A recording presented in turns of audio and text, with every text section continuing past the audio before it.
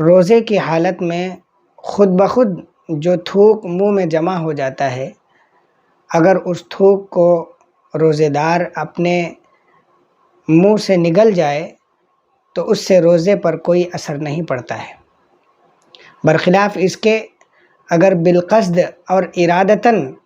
ہم نے منہ میں تھوک جمع کیا اور اس کو جمع کر کے رکھا،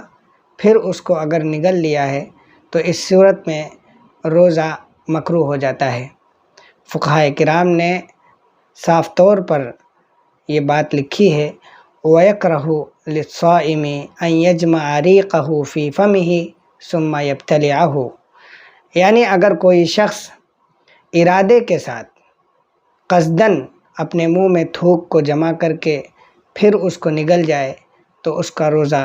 مکروہ ہو جاتا ہے۔